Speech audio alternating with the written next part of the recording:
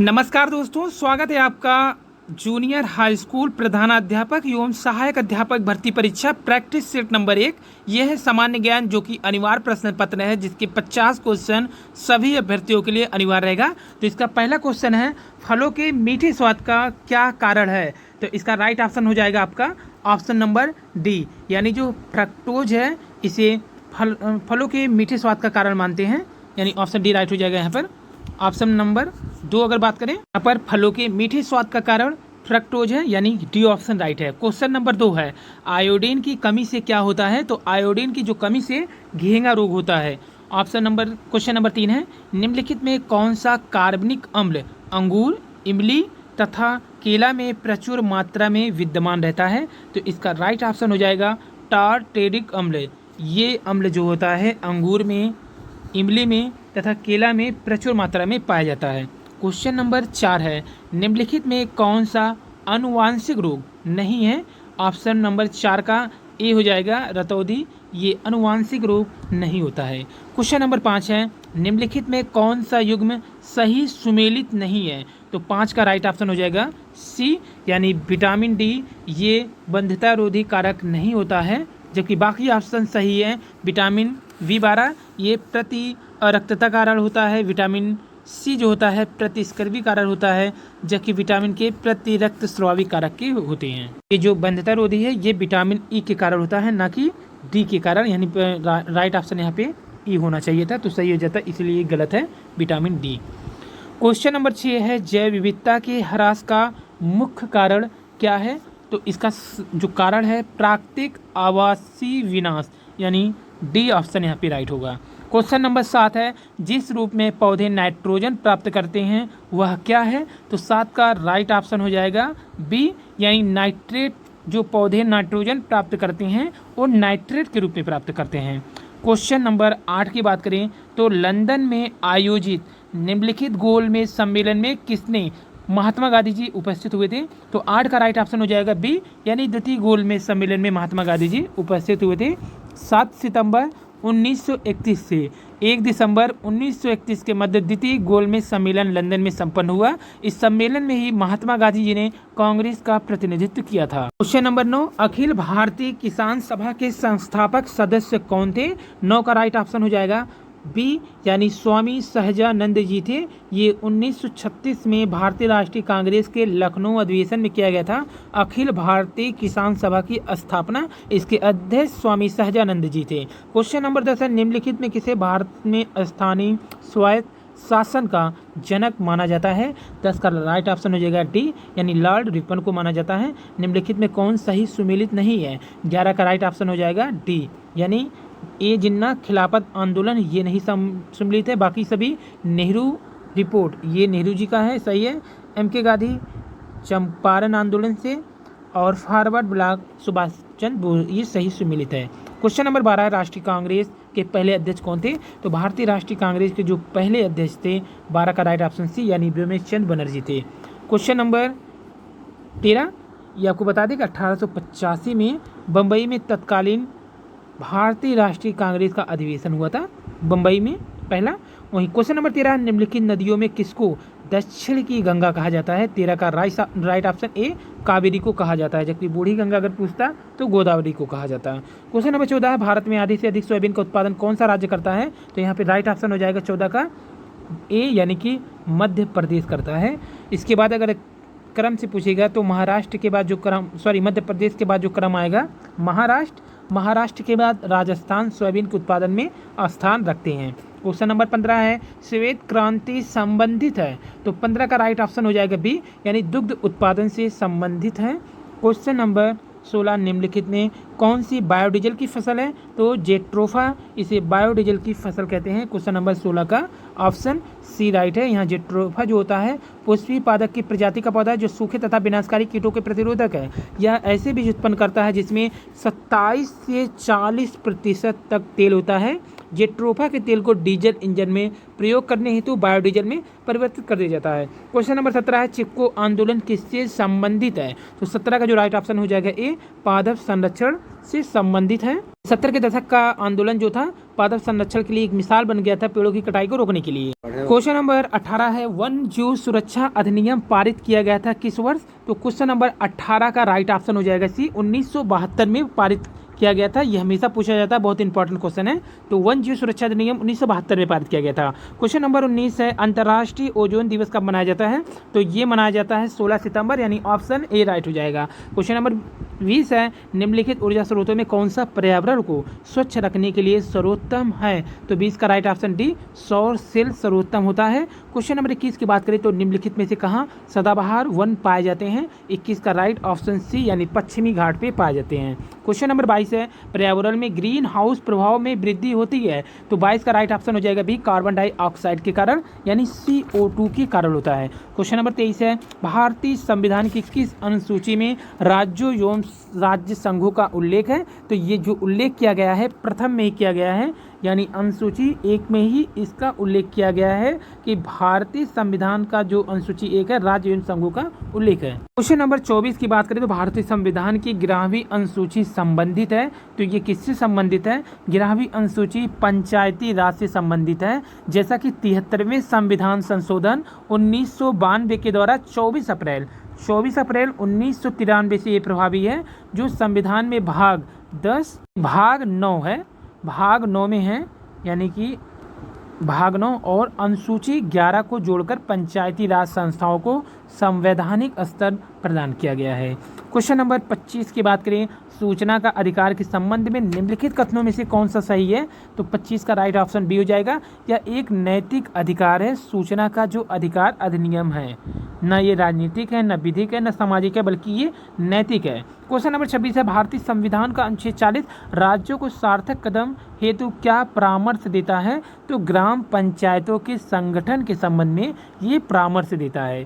Question number संबंधित नहीं है, 27 का सी, इंद्रजीत गुप्ता समिति ये संघ राज्य संबंध नहीं रखता है। यहाँ पे बाकी अगर बात करें तो सरकारिया आयोग का जो संबंध है वो भारत में संघ राज्य से है, राज मन्नार समिति का भी है, पुंछी आयोग का भी है, लेकिन इंद्रजीत गुप्ता समिति का संबंध इससे नहीं है। इंद्रजीत गुप्ता समिति का जो गठन हुआ था 1998 में हुआ था। ये चुनाव सुधार एवं जन प्रतिनिधित्व कानून 1951 में संशोधन के सुझाव देने के लिए था। इस समिति के जो मुख्य उद्देश्य था चुनाव में कार्यों में राज्य की ओर से धन उपलब्ध कराए जाने की व्यवहार्यता का विशेष अध्ययन करना था, उस पर अपना निष्कर्ष देना था। शेष तीनों संघ राज्य संबंध से संबंधित हैं। नंबर 28 की बात करें, योजना आयोग का अंत किस प्रधानमंत्री ने किया? तो प्रधानमंत्री श्री नरेंद्र मोदी जी ने किया है। क्वेश्चन नंबर 29 की बात करें, असंगठित श्रमिक सामाजिक सुरक्षा अधिनियम पारित हुआ है? तो 29 का जो राइट ऑप्शन हो जाएगा सी, यानी 2008 में पारित हुआ है। क्वेश्चन नंबर बात करें 30 की, तो निम्नलिखित में कौन सा भारतीय अर्थव्यवस्था का प्रमुख लक्षण है? तो 30 का राइट ऑप्शन सी, मिश्रित अर्थव्यवस्था है। क्वेश्चन नंबर 31 की बात करें, जनगणना 2011 के अनुसार निम्नलिखित राज्यों में किस राज्य में पुरुष और महिला साक्षरता दर अधिकतम अंतर दर्ज किया गया? तो ये ऑप्शन हो जाएगा बी, यानी उत्तर प्रदेश में किया गया है। यहाँ बता दें आपको कि 2011 के अनुसार उत्तर प्रदेश में जो पुरुष साक्षरता है, अगर टोटल साक्षरता की बात करें उत्तर प्रदेश की तो 67.7 था, लेकिन जहां पुरुष का साक्षरता 77.3 था, वहीं महिला की साक्षरता मात्र 57.2 था, जो कि भारी अंतर को दर्शाता है। ये अंतर लगभग 20.1 का है। ये इंपॉर्टेंट क्वेश्चन है, आप इसे जरूर याद रखिएगा। क्वेश्चन नंबर 32 है, राष्ट्रीय मतदाता दिवस मनाया जाता है? तो 32 का राइट ऑप्शन हो जाएगा बी, 25 जनवरी को मनाया जाता है राष्ट्रीय मतदाता दिवस। इसे नेशनल वोटर डे 25 जनवरी को मनाया जाता है, क्योंकि निर्वाचन आयोग की स्थापना के उपलक्ष्य में इसे मतदाता दिवस के रूप में मनाया जाता है। कौन सूफी संत महबूब ए इलाही कहलाता है? तो अगर बात करें तो इसका राइट ऑप्शन हो जाएगा 33 का डी, शेख निजामुद्दीन औलिया को कहा जाता है महबूब ए इलाही कहा जाता है। तो सूफी संत शेख निजामुद्दीन औलिया महबूब ए इलाही के नाम से जाने जाते हैं। ये बाबा फरीद के शिष्य ख्वाजा निजामुद्दीन औलिया ने औलिया नामक एक स्वतंत्र संप्रदाय बनाया, जिसका केंद्र बदायूं था। प्रसिद्ध फारसी कवि अमीर खुसरो निजामुद्दीन औलिया के ही शिष्य थे। ये भी क्वेश्चन पूछा गया है। अगर क्वेश्चन नंबर 34 देखें तो जालियाबाग जालियांवाला बाग नरसंहार पर कांग्रेस जांच समिति की रिपोर्ट के प्रारूप लिखने का कार्य सौंपा गया था। तो 34 का right option B Mahatma Gandhi ji को सौंपा गया था। जालियांवाला बाग नरसंहार जो हुआ था उसकी, तो ये जो नरसंहार हुआ था 13 अप्रैल 1919 को हुआ था और इसकी जांच रिपोर्ट कांग्रेस ने महात्मा गांधी जी को सौंपा था। क्वेश्चन नंबर 35 की बात करें, इंडियन ओपिनियन पत्रिका के प्रथम संपादक कौन थे? तो 35 का राइट ऑप्शन अगर देखें तो 35 का राइट ऑप्शन हो जाएगा डी, यानी मनसुखलाल नजर थे ये। इंडियन ओपिनियन महात्मा गांधी जी द्वारा दक्षिणी अफ्रीका से वर्ष 1903 में प्रारंभ की गई पत्रिका थी, जिसके प्रथम संपादक मनसुखलाल नजर थे, जो नटाल कांग्रेस के सचिव भी थे। यह पत्रिका गुजराती, हिंदी, तमिल और अंग्रेजी में प्रकाशित किया गया था। क्वेश्चन नंबर 36 की बात करें तो 28 फरवरी 2021 को 78वां गोल्डन ग्लोब पुरस्कार वितरण समारोह में सर्वश्रेष्ठ मोशन फिल्म ड्रामा का पुरस्कार किसे प्रदान किया गया? तो इसका राइट ऑप्शन हो जाएगा 36 का बी, यानी नोमैडलैंड को प्रदान किया गया। क्वेश्चन नंबर 37 है, हाल ही में सतत विकास लक्ष्य यानी SDGs पर चौथा दक्षिणी एशिया फोरम 2020 वीडियो कॉन्फ्रेंस के माध्यम से कब संपन्न हुआ? 37 का राइट ऑप्शन हो जाएगा ए, 2 से 3 दिसंबर 2020 को संपन्न हुआ। क्वेश्चन नंबर 38 है, 15 दिसंबर 2020 को संयुक्त राष्ट्र विकास कार्यक्रम UNDP द्वारा जारी मानव विकास सूचकांक 2020 में भारत को कौन सा स्थान प्राप्त हुआ? 38 का सी, यानी 131वां स्थान प्राप्त हुआ है। क्वेश्चन नंबर 39, 29 जनवरी 2021 को केंद्रीय वित्त और कॉर्पोरेट कार्य मंत्री निर्मला सीतारमण द्वारा संसद में आर्थिक समीक्षा 2020-21 पेश किया गया। इसके अनुसार वित्त वर्ष 2021-22 में भारत की वास्तविकता GDP विकास दर कितने प्रतिशत रहने की उम्मीद है? तो ये लगभग जो पेश किया गया था इसका 11% ही बताया जा रहा है, तो ऑप्शन ए राइट हो जाएगा 11%। क्वेश्चन नंबर 40 है, 9 फरवरी 2021 को भारत ने किस देश में लाल दर यानी शहतूत के निर्माण के लिए एक समझौता ज्ञापन पर हस्ताक्षर किया है? 40 का राइट ऑप्शन हो जाएगा बी, यानी अफगानिस्तान के साथ किया है 2021 फरवरी में। ये है लाल दर शहतूत। क्वेश्चन नंबर 41 की बात करें तो 2 फरवरी 2021 को संपूर्ण विश्व में विश्व आर्द्र भूमि दिवस मनाया गया। इस दिवस का मुख्य विषय क्या है? तो इसका मुख्य विषय है आर्द्र भूमि और जल। ये आर्द्र भूमि 2 फरवरी को मनाया जाता है। उसके बाद बात करेंगे 42 क्वेश्चन की, तो दिए गए विकल्प में से संबंधित संख्या युग्म को चुनना है। तो यहाँ 11 अनुपाते 1331 समानुपाते 12, फिर यहाँ पे क्वेश्चन मार्क, तो 42 का जो क्वेश्चन ऑप्शन हो जाएगा यहाँ पे ए, यानी कि 1728 यहाँ पे सही हो जाएगा। क्वेश्चन नंबर 43 है, एक चूहे को कुत्ता कहा जाए, कुत्ते को नेवला, नेवले को शेर, शेर को सांप को हाथी कहा जाए, तो पालतू पशु के रूप में किसे पाला जाएगा? तो पाला जाएगा नेवला को। क्वेश्चन नंबर 44, दिए गए विकल्प में से विषम संख्या या संख्या युग्म को ज्ञात कीजिए। 44 का बी ऑप्शन राइट हो जाएगा। यदि हाउस को QSUC लिखा जाता है तो चेयर को कैसे लिखेंगे? तो 45 का डी, यानी PAGYKP लिखा जाएगा। डी ऑप्शन राइट है। क्वेश्चन नंबर 46, कमल को याद है कि उसका जन्मदिन 24 अप्रैल से पहले है, उसकी माता को याद है उसका जन्मदिन 22 अप्रैल के बाद है। कमल को जन्मदिन अप्रैल की कौन सी तिथि को आएगा? तो 46 का यहाँ पे डी, यानी 23 को आएगा। इसका व्याख्या अगर करें, कमल का जन्मदिन अगर 24 अप्रैल से पहले तथा 22 अप्रैल के बाद यह हुआ तो यानी 23 अप्रैल को हुआ, क्योंकि 24 और 22 के बीच में 23 आता है, तो इसलिए यहाँ पर राइट ऑप्शन 23 हो जाएगा। क्वेश्चन नंबर 47, यदि गत परसों बृहस्पतिवार था तो रविवार कब होगा? 47 का राइट ऑप्शन सी, आगामी कल को होगा। सी ऑप्शन राइट है। क्वेश्चन नंबर 48, भारतीय संग्रहालयों की सुरक्षा केंद्रीय सरकार का दायित्व है, ये कथन है। विक्टोरिया मेमोरियल कच्छ राष्ट्रीय संपत्ति है, और फिर कहा गया है यहाँ पे कि भारतीय संग्रहालय राष्ट्रीय संपत्ति है। निष्कर्ष निकाला गया है एक।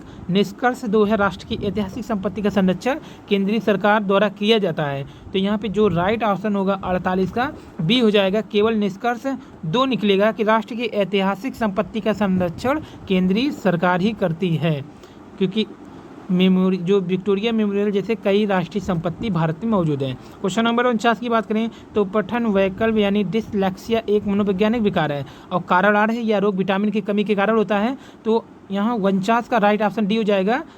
ए सही है परंतु आर गलत है। ये विटामिन की कमी से नहीं होता है बल्कि मनोवैज्ञानिक विकार के कारण होता है, यानी कि यहाँ पर ऑप्शन डी होगा। ए तो सही है लेकिन आर वाला तथ्य यहाँ गलत हो जाएगा। ये विटामिन नहीं बल्कि मनोवैज्ञानिक विकार है। पठन वैकल्प यानी डिसलेक्सिया एक अधिगम विकलांगता है जिसका प्रकटीकरण मुख्य रूप से वाणी या लिखित भाषा के दृश्य अंकन की कठिनाइयों से होता है। क्वेश्चन नंबर 50, क्वेश्चन अंतिम है ये, समान अध्ययन जूनियर पेपर का। 16 फरवरी 2021 को प्रधानमंत्री नरेंद्र मोदी जी ने वीडियो कॉन्फ्रेंस के माध्यम से कहां पर महाराजा सुहेलदेव स्मारक और चित्तौरा झील के विकास कार्यों का शिलान्यास किया? तो ये बहराइच में किया है। क्वेश्चन 50 का राइट ऑप्शन सी है, ये अंतिम है क्वेश्चन है। तो यहाँ 16 फरवरी 2021 को प्रधानमंत्री नरेंद्र मोदी ने वीडियो कॉन्फ्रेंस के माध्यम से बहराइच में महाराजा सुहेलदेव स्मारक और चित्तौरा झील के विकास कार्य की आधारशिला रखी थी। इसके साथ ही उन्होंने महाराजा सुहेलदेव के नाम पर एक मेडिकल कॉलेज भवन का भी उद्घाटन किया। 17वीं शताब्दी के फारसी भाषा के ऐतिहासिक कल्पित तथा मिरात ए मसूदी के अनुसार महाराजा देव 11वीं सदी के श्रावस्ती के राजा थे। इसके साथ ही क्वेश्चन समाप्त होता है। नमस्कार, धन्यवाद।